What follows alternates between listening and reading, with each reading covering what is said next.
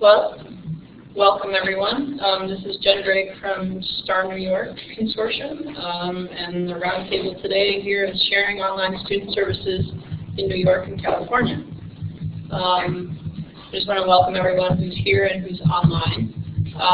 What we'd like to do first, since here in person at the conference there is a little slowdown with lunch, is to have folks that are participating with us introduce themselves and sort of give us an idea of what they're interested in learning about today from the session, so that we'll have a sense of how to focus it, and then we will introduce ourselves here as guides of the roundtable, and we'll go from there.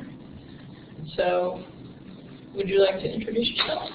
Yeah, my name is Rob Yates. I'm the Director of Outreach and Relations for Schools at Adjunct College. Obviously, I'm in student services and interested in learning about online services to enhance our student services offerings. Also, particularly looking at online orientation to meet our Student Success Act mandate, which requires every new student to have a day plan to be assessed, orientation, so get to this matriculation stage. And we don't have enough counselors to do that one-on-one. And we're really looking at how differently we can offer services to our students, and also to support student success around retention and persistence and all of those areas where we want students to stay as well as succeed, and then transfer. We're a big transfer school, so this is making a concern for us to make sure the students are reaching their goals. So we work very closely with the instructions in terms of student success. That's a collaborative effort between instructions, student services. So we are really looking at how we can enhance our services for online media in terms of how we can reach students, so make them much more accessible, this kind of thing. So it's good to learn and see what's out there. Okay. Excellent. Can we hear from our online participants? They can chat only. Okay. Yeah. Can you give us a brief outline of who's out there? Will they? Yeah. Let's see. Please.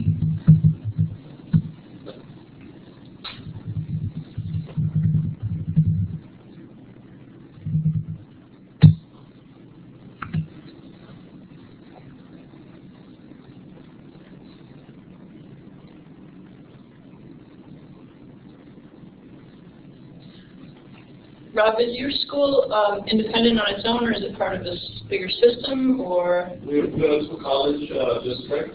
So we're in the LS, two colleges. So it's a community college, and we have two colleges within the district. Together, we enroll at the end of college, we enroll about 20,000 students. Total about 16 or so. So together, we're around 35,000 students district-wide. Okay. We have two independent campuses. Okay. So we have an introduction from Jackie Hood saying no relation to Jim. That's right. And other than that, they work at Open Doors together. And we have some other people chat or typing. And when they're complete, I'll let you know. Okay.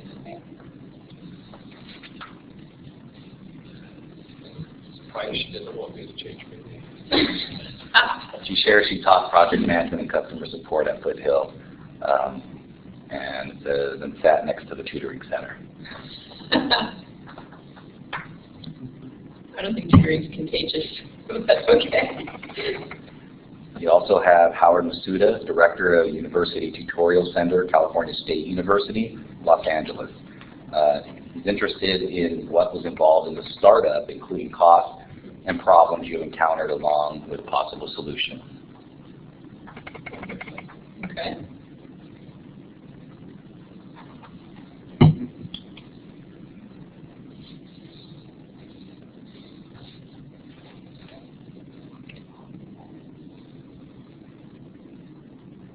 That's all we've had so far participating. Okay. So if you guys want to keep going.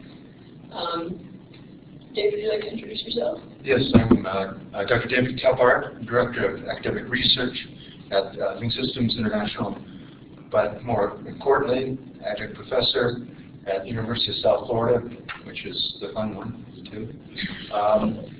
And at Link Systems, what we are interested in is contributing in every way possible that a private entrepreneur could to furthering research of the effectiveness of online tools. We are partners with schools from SUNY and STAR-NY as General explained. Jim? Okay, my name is Jim Hood. I'm with the Open Doors Group. The Open Doors Group, just to very briefly give you a little background on who we are, is we're an association of educational, profit, non-profit, government institutions, and some individuals. Our purpose is really to prepare students for the future, and we work on that by open educational resources, trying to reduce the cost of materials like textbooks. A lot of work's been done on college open textbooks. And we have additional projects and programs going having to do with mentoring and counseling and community work, as well as college open textbooks. Wonderful. Do you have anybody else yet? Okay. Well, I can give a little bit of background on STAR-NY, sort of a timeline, some ideas about how we got started, and then we'll go to a period of time where we have some opportunity for questions. So certainly, my overview will be somewhat condensed, and then we can kind of go on from there. So the college that I work for is the State University of New York College at Cortland. It's a comprehensive school. We have somewhere around 6,000 students, grad and undergrad. Our main focus is education. We have childhood, early childhood, all the way up through high school, adolescent education programs. We have special ed, speech and hearing, and we have a number of physical education programs, including kinesiology, physical therapy, those kind of things. So we're kind of a typical comprehensive in the SUNY system. So in 2007, when I started working at the Tutoring Center, I was also tutoring for a community college, one of our SUNY sister colleges, in the evenings, using an email platform to do writing support. And when I got hired at Cortland, I said, it would be really great if we had this nighttime support for students, because particularly with the population at the community college, they had a lot of non-residential and non-traditional students who needed support not during the 9 to 5 hours. So I thought, that would be a good thing that we could offer at SUNY Cortland also, because we did have tutoring support at the time from 8:30 to 4:30 for professional tutoring, and then we had some peer tutoring available from 5 to 9. But those late night hours when students are in their residence halls and struggling with papers and stuff seem to be an ideal time to work with them. So initially we started out looking for some sort of platform that would allow us to do that in real time, because the tutoring program that I work for, we train our own peer tutors, and the model is a Socratic dialogue model. So the email system was not conducive to having the kind of conversation with a student that allows back and forth questioning in a really sleek manner. So we started looking for a platform that would allow us to do that. We tried a couple of different solutions, tested out that were not what we were looking for. Ultimately, we found the opportunity to work with LSI. We looked at their Whiteboard solution and decided that that would be compatible with our approach to tutoring and our tutor training and everything, and would allow our students to have the kind of conversations with tutors that we feel meet our larger goals for tutoring, which are to build independent learners and to help students improve their critical thinking skills. And when we train tutors, we talk about the idea that whatever assignment comes in is the vehicle for that. So yeah, you might improve a paper, but the idea is to help the student become a better writer in the long term. So with that philosophy, we moved forward in 2007 with writing support for our 100 and 200 level classes. We had a lot of composition, introductory college composition traffic. And we were specifically hoping to add to the support options for our students. We were not looking for something that would substitute for what we were already doing. So, that was sort of the impetus in the very beginning. And then a few years later, fast forward to spring 2011, SUNY was seeing yet another round of state budget cuts. We were wondering how we were going to renew our subscription to the Whiteboard so that we could continue to offer this service.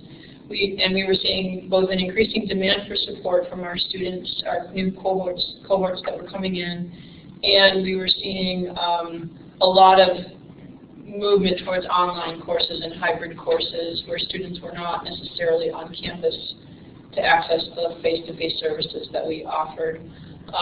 So that conversation kind of blossomed at our New York Learning Skills Association conference when we were sitting at the table with one of our sister community college learning center directors who, and we were talking about this problem, my colleague Terry Byers and I, and our colleague from the other school said, is there a way that our students could participate in that? Is there a way that our students could use that? Because we could really use to expand our service, and we can't do it on our own. We couldn't afford to just jump into it on our own, and we don't really have the technological background to feel comfortable doing that, So, we were fortunate to have also our Representative Chris at the table from LSI, who said, I've heard about this consortium that's happening in Connecticut, and they have a way of getting multiple schools to be able to share both the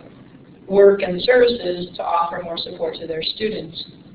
And she had suggested some other folks in our system that might be interested. So that's kind of where we jumped off, and we started STAR-NY, the Sharing Technology and Academic Resources New York Consortium. So our startup program for that was to ask each school to contribute towards the Whiteboard subscription, and then the initial buy-in cost was $1,000 for the first year.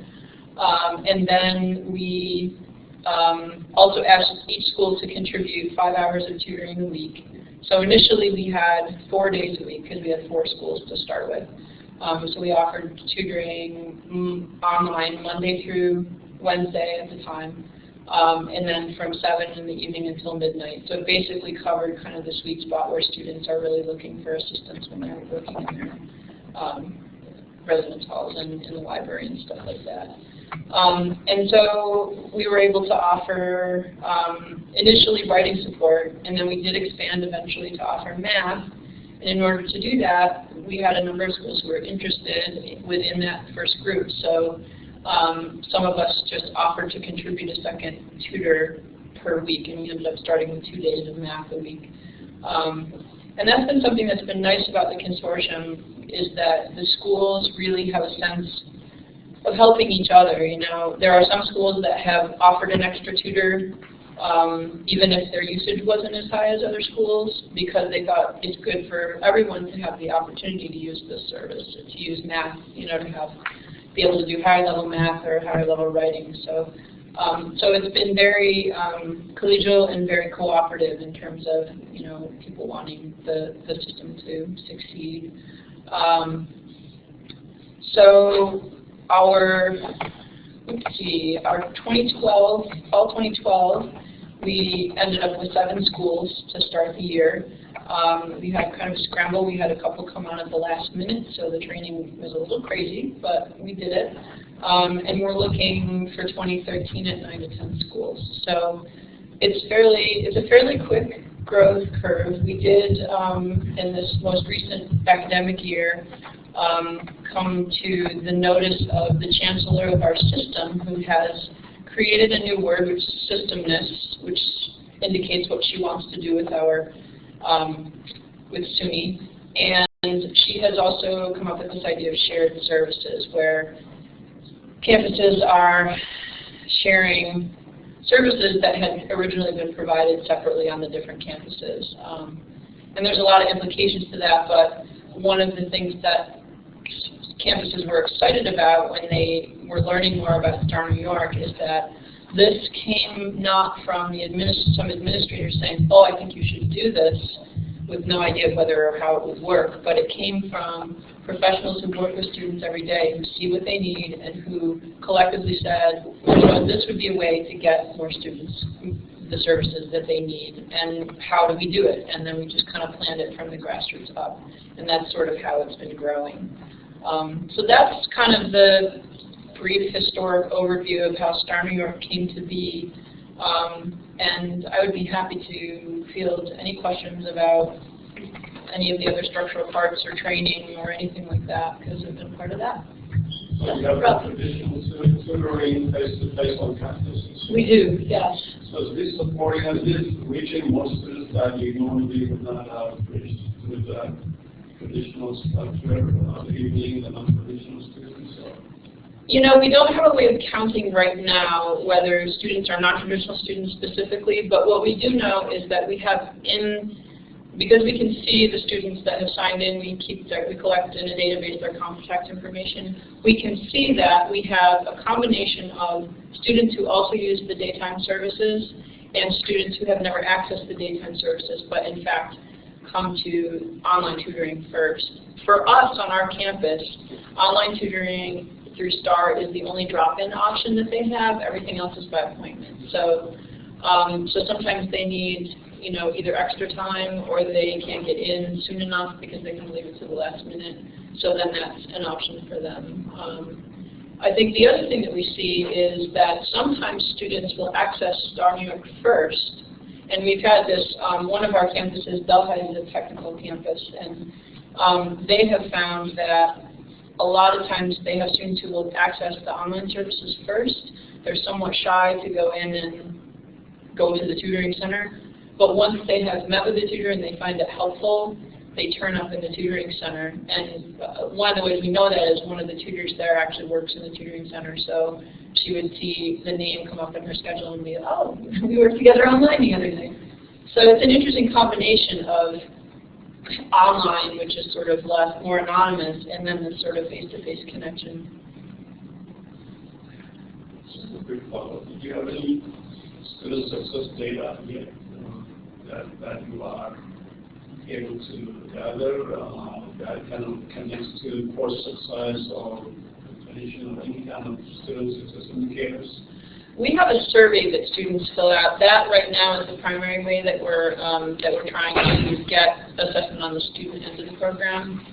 And so what we have so far is been able to ask students some questions about, you know, how they felt the system was to use and whether they felt it helped them with their particular assignment.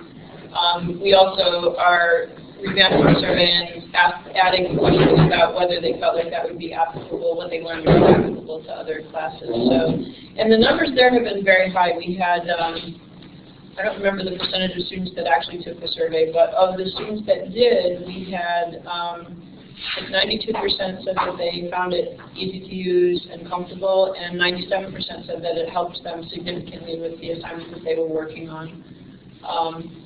And we're trying to figure out, because all of the colleges kind of handle it differently and integrate it differently with their tutoring centers, we don't have sort of a uniform way to look at the specific impact of that service on their performance in classes, because we don't really know what other services they're getting and that kind of thing. We haven't quite cracked that nut yet.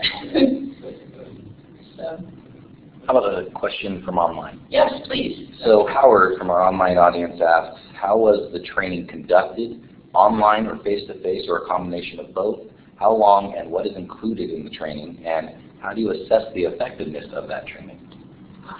Well, that I can speak to. Since my main responsibility with STAR-NY is that I'm the lead trainer. the way that we conduct the training is we start out with, I have put together a package of materials which are drawn from the peer tutor training course that I teach in the fall that have to do with helping students to become critical thinkers, specifically two articles, one on tutoring math and one on tutoring writing, that have to do with how you approach that in a Socratic fashion, how you follow up with questions.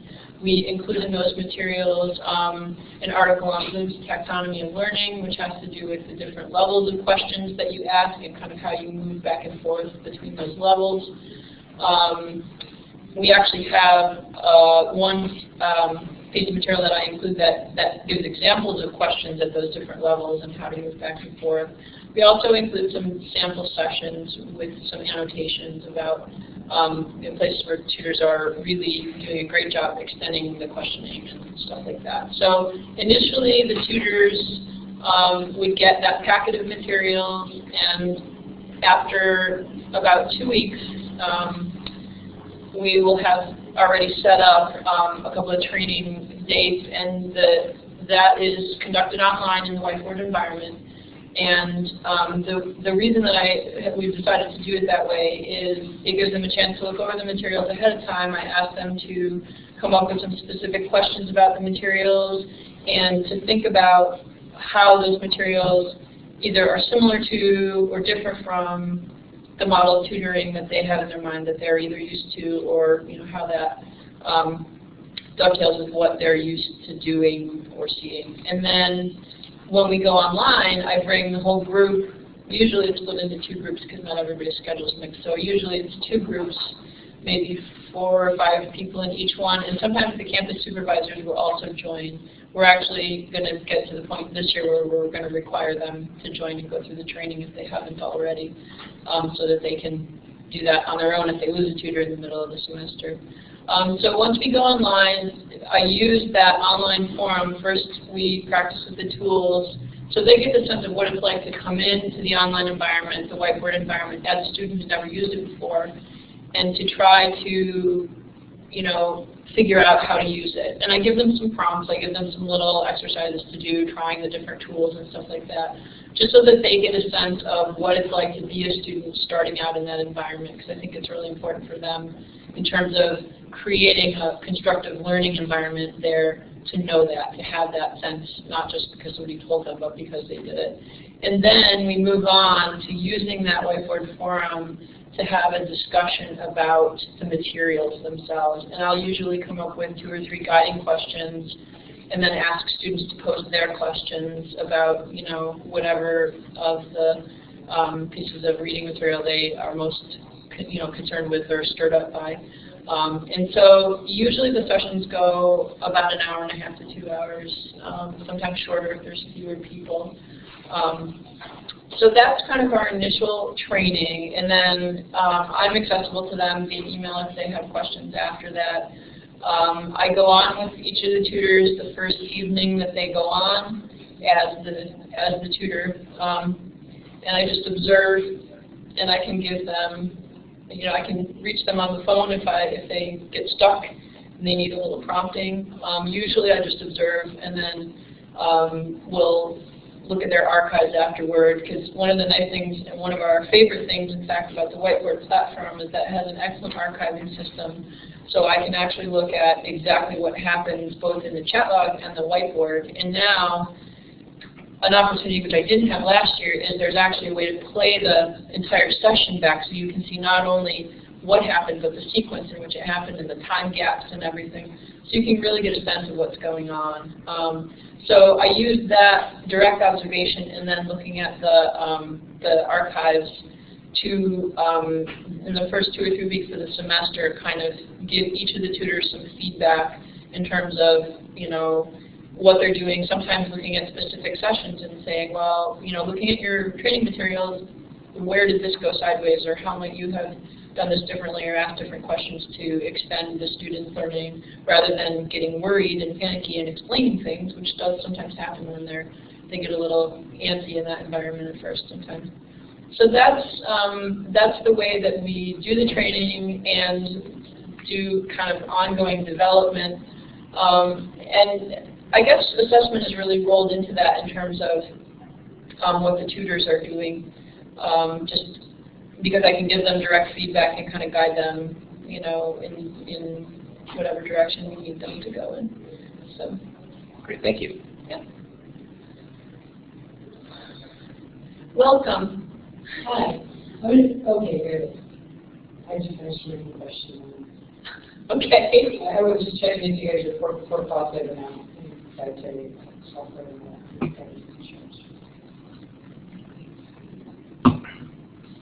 Did you develop the platform for which it happens, or are you utilizing the tool?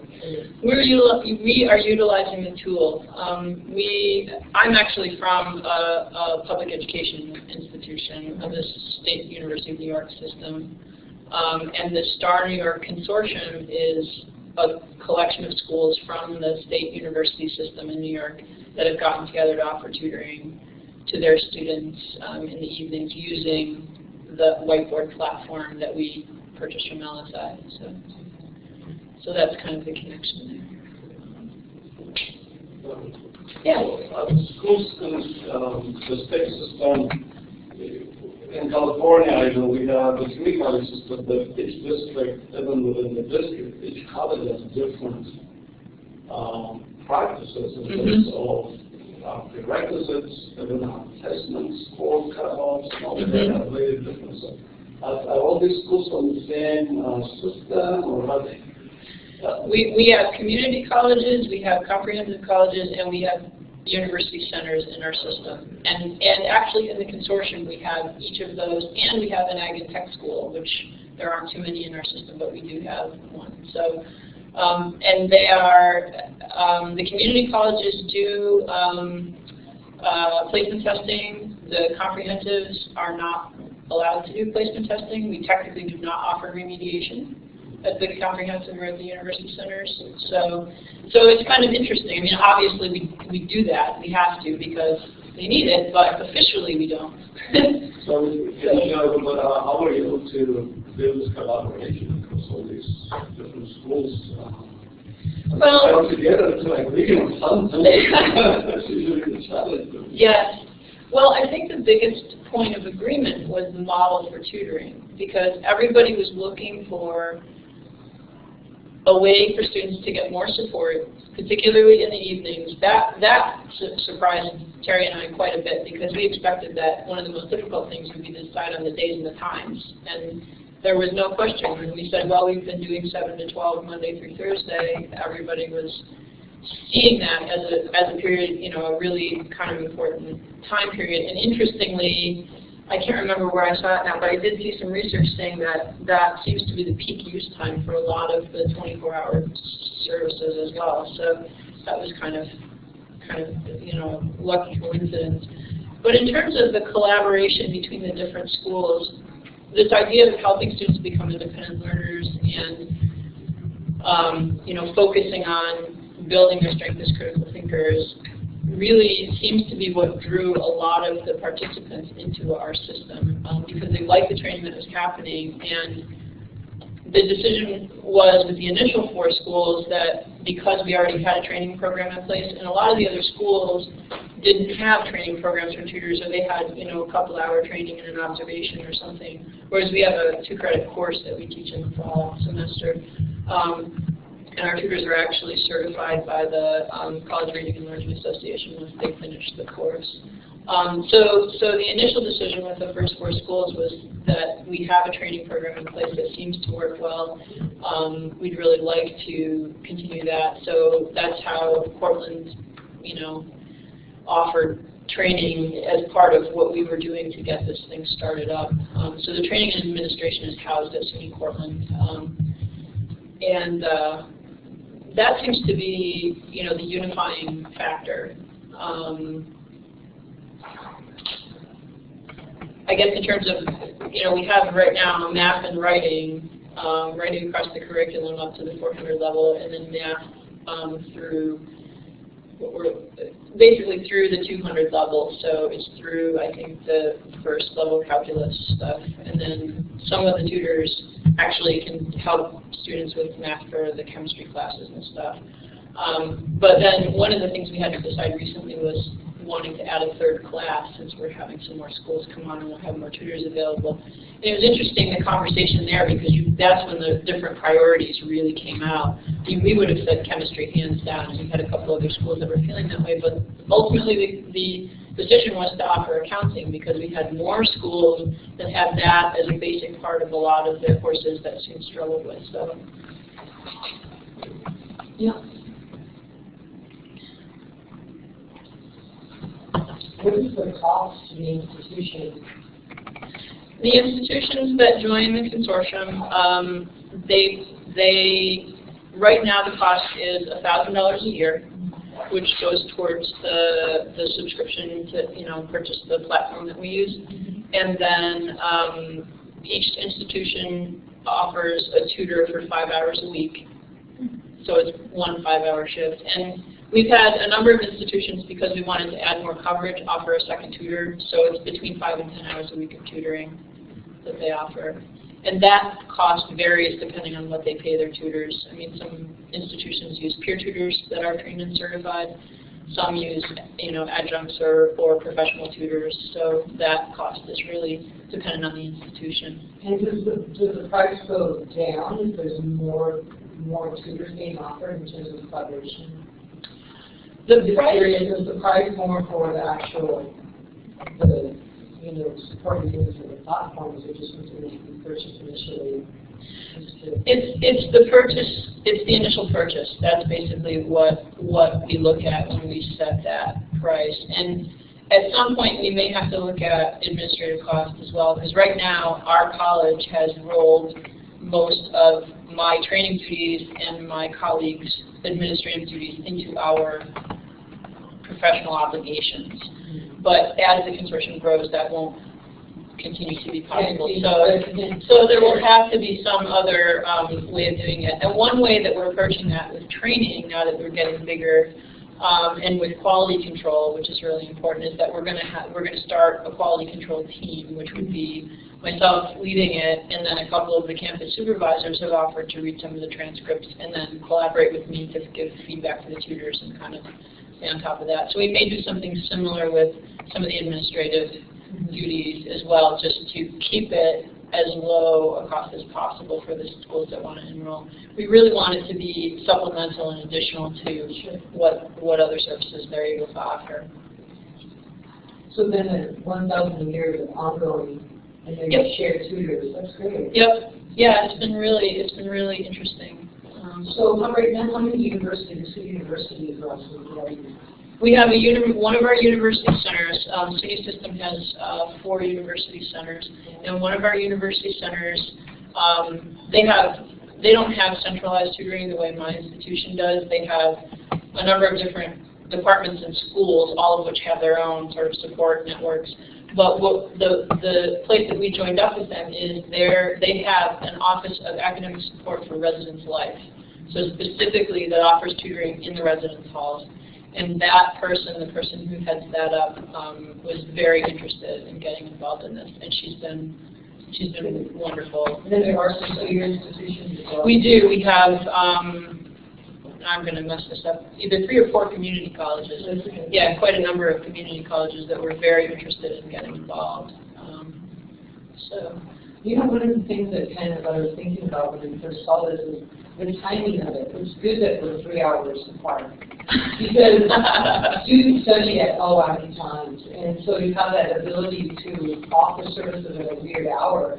Because we found our distance learning students, I'm also from the answer, by the way.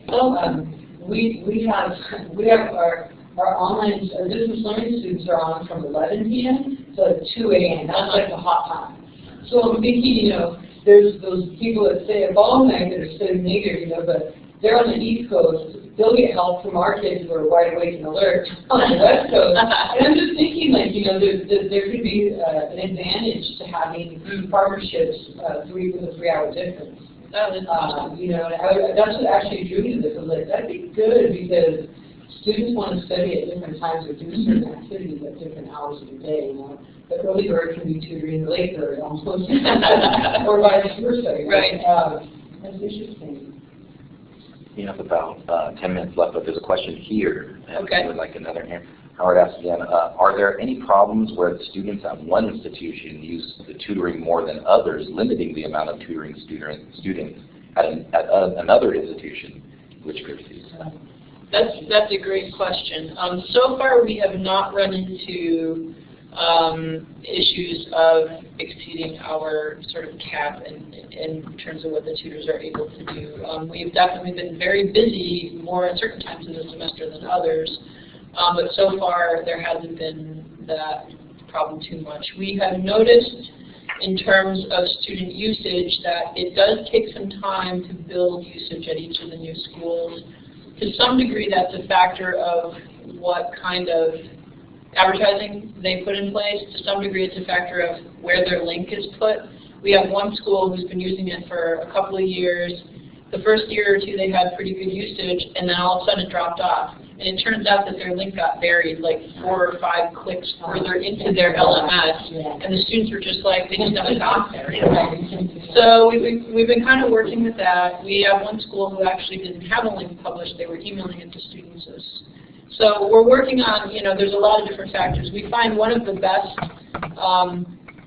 factors for building usage is word of mouth. So when students have good experiences, they tell their other, their friends and their teammates and whoever. So that's been, Cortland's been doing this for a while. We've been doing it, we were doing it in an individual institution before we started STAR-NY. So we pretty much consistently have the highest usage because our students have just accepted it as a part of the services that are available. And it really does take a while for that to happen. We're just building a program now. We just started the only tutoring this past quarter, but we use CCC Preferred. So, it's a challenge to get on there. I'm used to it, but it takes a while. Are most of your tutors peer tutors, or these community members, or I'm just curious, because it sounds like they're going through the robust training, but are they peers? It varies by institution. I select peer tutors from our institution that have already been through the course and been certified, and then this is kind of an additional training that they participate in. A number of our institutions use paraprofessionals, which I guess in comprehensive problems would be the equivalent of graduate assistants, but like at our 2-year institution, some of them have students that work in the Learning Center that transferred into 4-year institutions, had originally been at the 2-year, transferred into 4-year institutions, and then they go back and work as tutors. But they've had training and been through the certification process. And then we have people who are adjuncts or assistant or associate professors who add this as part of their duties. Either they take it, in trade for certain credit hours, or people who work in the tutoring center and do part of their hours as this online piece. So it really varies by institution. Is there a limit to how many students can be tutored at a given time? To go back to that earlier question, I thought is an open access for multiple? It is. The way the platform works right now is that the queue for students that are waiting for tutoring is inside the room. So the tutors work with the students one at a time. Certainly in the math side, one of the things that we have seen is students in the same class will come on with similar questions.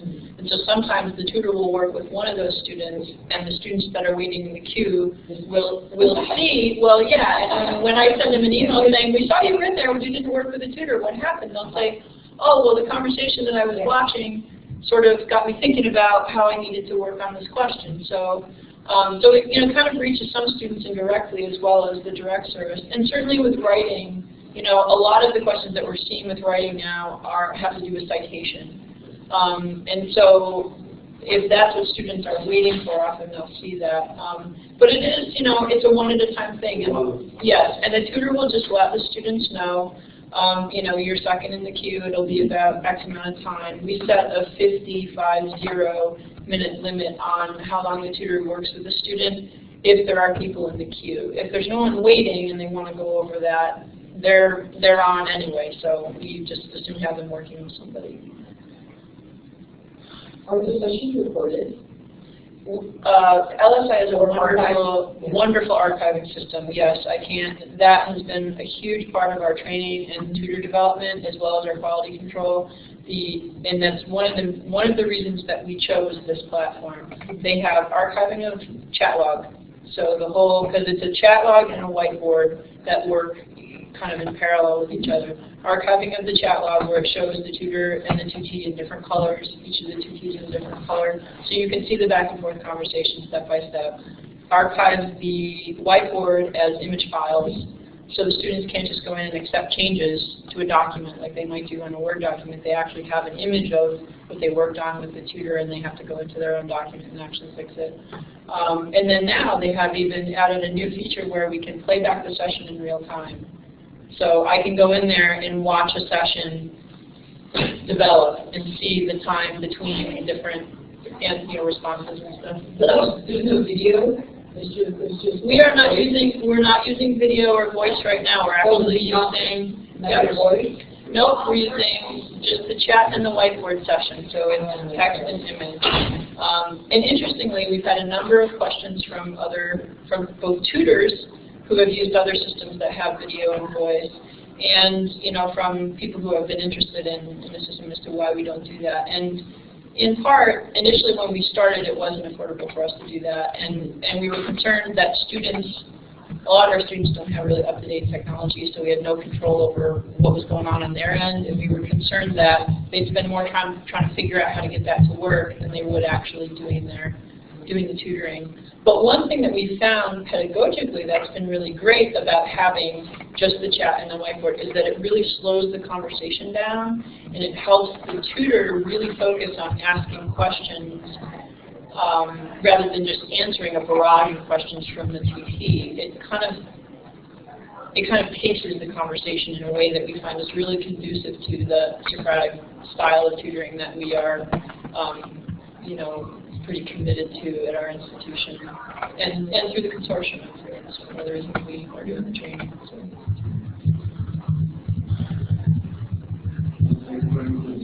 Yeah, you're very welcome. Yeah, they're banging on the door, so I guess we gotta. Thank you so much, everyone, for joining us. If you would like to sign in, we have. Oh, you did. Excellent. Thank you. Thanks to our online participants too. Is there a way to get their contact information? I mean, can they email it or chat it in or something so that we can? If you guys are interested in sharing your contact information in the chat window, feel free. Otherwise, we can place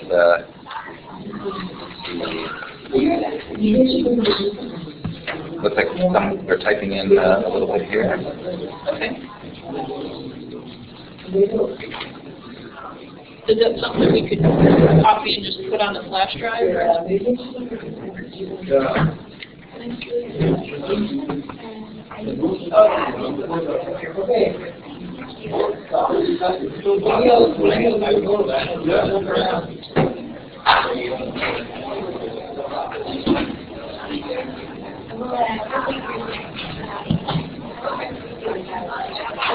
We're going to get the contact information.